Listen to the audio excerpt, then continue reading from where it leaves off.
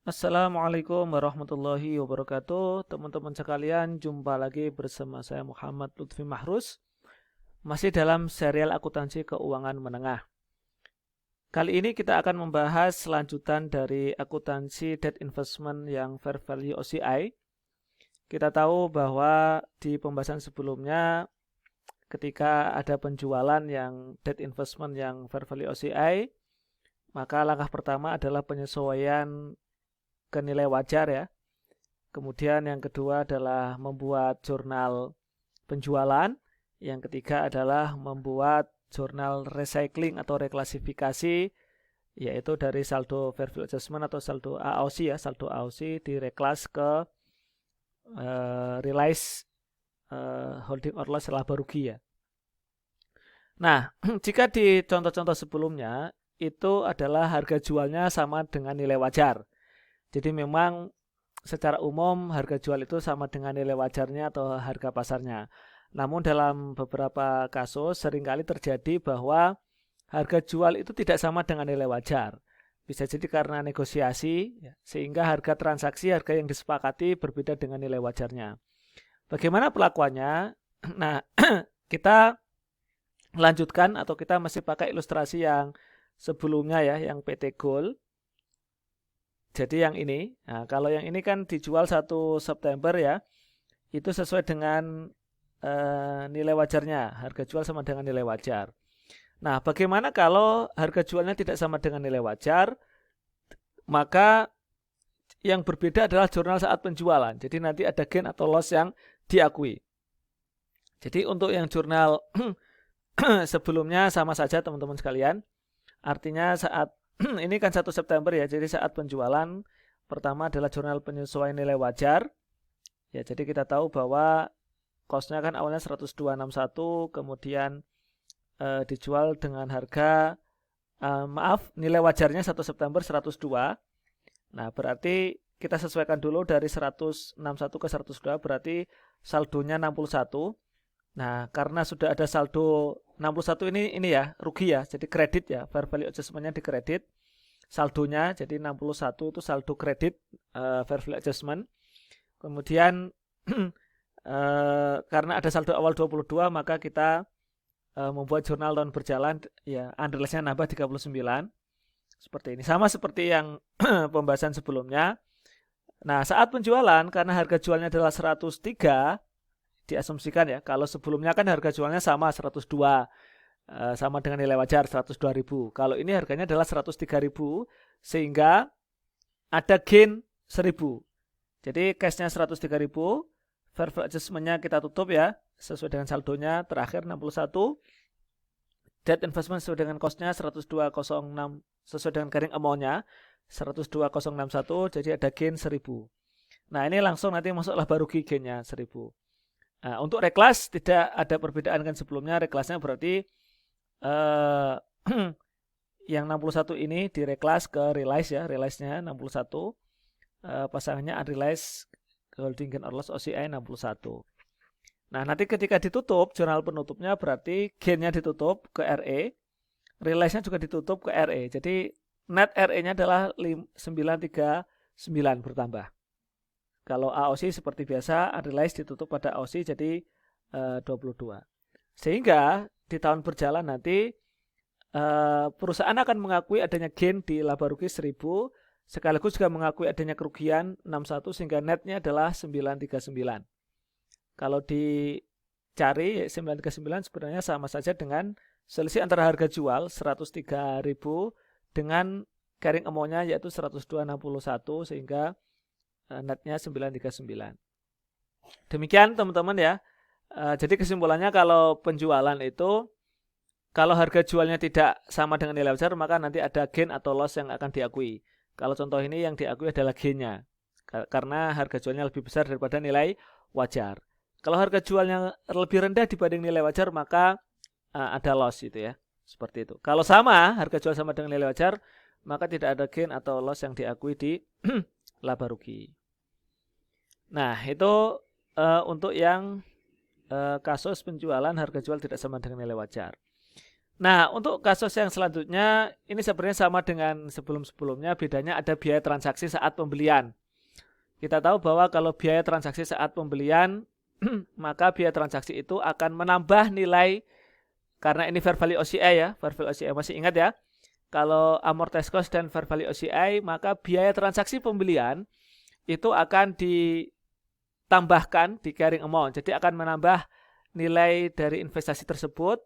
Dampaknya apa? Dampaknya akan mengakibatkan bunga effective rate-nya menjadi lebih kecil, sehingga interest revenue-nya juga menjadi lebih kecil. Kita tahu bahwa kalau sebelumnya tanpa adanya biaya transaksi kan sesuai dengan fair value-nya ya. Maaf, sesuai dengan persen value-nya 103.956. 103.956 ya.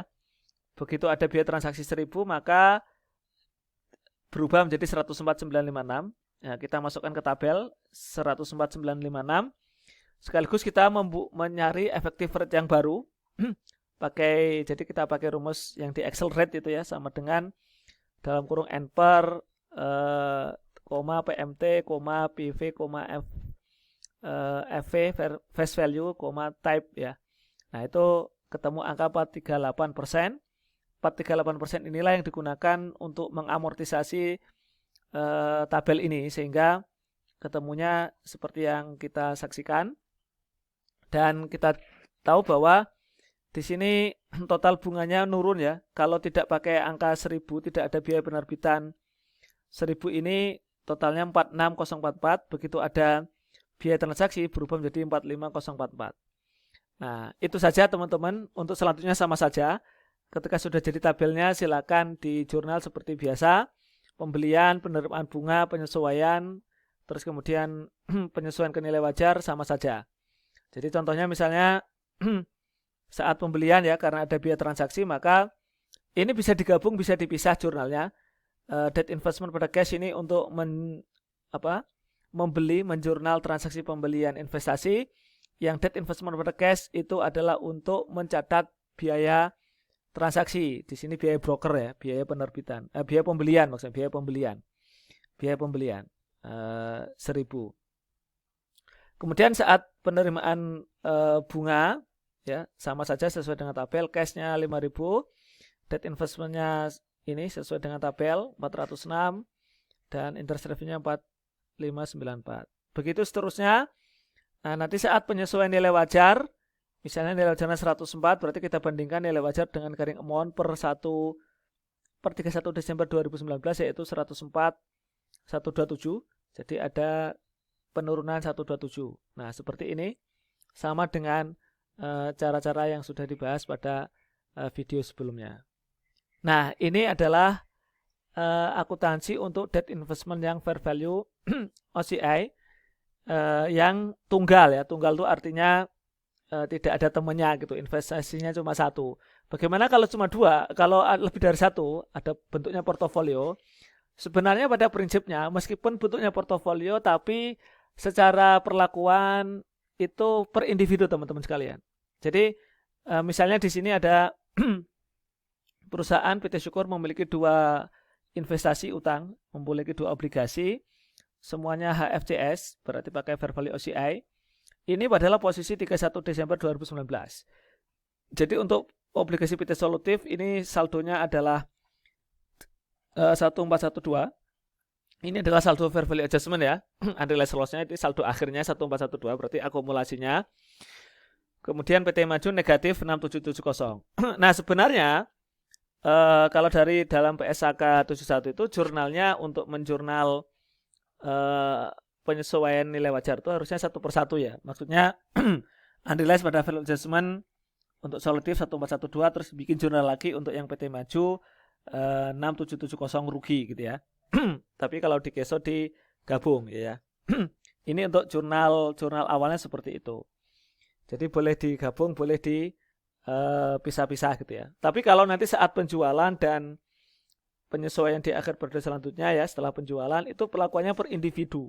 Jadi per investasi. Jadi teman-teman harus tahu mohon maaf, berapa saldo fair value adjustment atau unrealized untuk masing-masing investasi itu. Contoh, ini kan posisi 31 Desember. Jadi 1 Juli dijual, yang dijual adalah PT Solutif, dijual dengan harga 204.500, sama dengan nilai wajarnya saat itu 1 Juli. Jadi harga jualnya sama dengan nilai wajar. Kosnya saat itu 202.749. Jadi langkah pertama adalah sesuaikan carrying amount ke nilai wajar. Jadi ada kenaikan dari 202.749 menjadi 204.500, itu nilai wajarnya ya. Jadi ke nilai wajarnya ada kenaikan 1.751. Nah, ini untung. Kenaikannya untung. Berarti 1751 itu adalah saldo fair value adjustment debit ya. Terakhir akumulasinya adalah 1751. Sebelumnya berapa? Harus kita lihat. Untuk yang PT Solutif ini sebelumnya berapa saldonya? Oh, sebelumnya debit atau untung 1412. Sekarang kok untung 1751, berarti jurnalnya gimana untuk 1 Juli penyesuaiannya? Ya ditambah 339. Berarti ada fair value adjustment debit ya 339, unrealized-nya gain ya masuk ke OCI 339.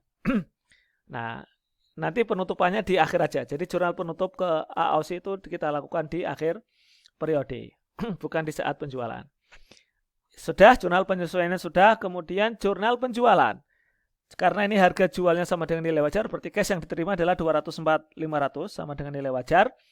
Terus kemudian fair value adjustment 1751 ditutup ya, saldonya awalnya debit ditutup karena sudah dijual, dikredit 1751.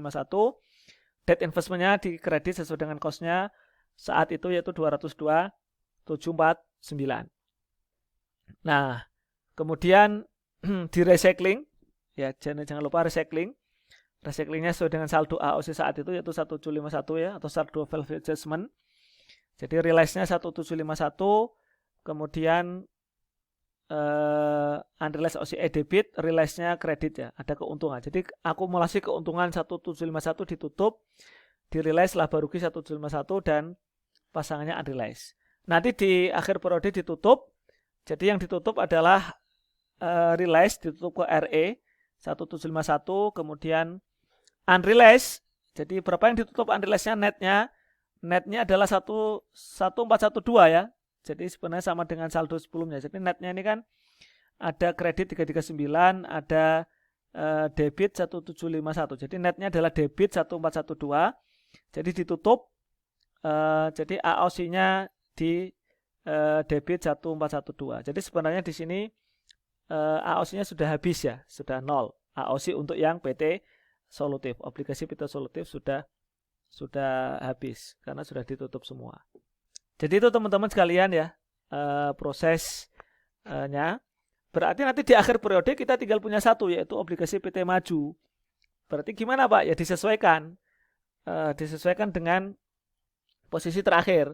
Kan sebelumnya kalau di 31 Desember ya, itu kan 482.270 dan ini fair value-nya 471.500. Jadi ada unrealized-nya rugi ya 6770. Jadi ini saldo fair value adjustment-nya negatif 6770. Kemudian di 31 Desember diketahui, ini di soal ya, diketahui amortized cost-nya berubah jadi 490.703. Dari mana itu? Yaitu dari tabel amortisasi ya. 490.703, tapi tidak dikasih tahu di sini, langsung diketahui hasilnya. Fair value-nya diketahui 495. Berarti totalnya saldonya adalah ada keuntungan 4.297. Ini adalah saldo fair value adjustment terakhir. Sehingga kalau disesuaikan dengan saldo sebelumnya negatif 6770, berarti di tahun berjalan harus membuat jurnal fair value adjustment-nya di debit sebesar 1167. Jadi unrealized-nya OCI 1167, baru nanti ditutup di AOC. Jadi kalau kita cek teman-teman, AOC dari awal sampai akhir itu nanti ketemunya akan sama dengan saldo terakhir yaitu 49607. Ini kita cek, nanti akan sama dengan hasil akhirnya 4297. Nah, ini penyajiannya di laporan laba rugi tahun 2020. Jadi debt investment-nya sesuai dengan nilai wajar. Ada AOC tadi saldo akhirnya 4297. Di tahun berjalan kita mengakui ada unrealized tadi ya, 1412 dari PT Solutif dan dari PT Maju 11067. Demikian, terima kasih. Assalamualaikum warahmatullahi wabarakatuh.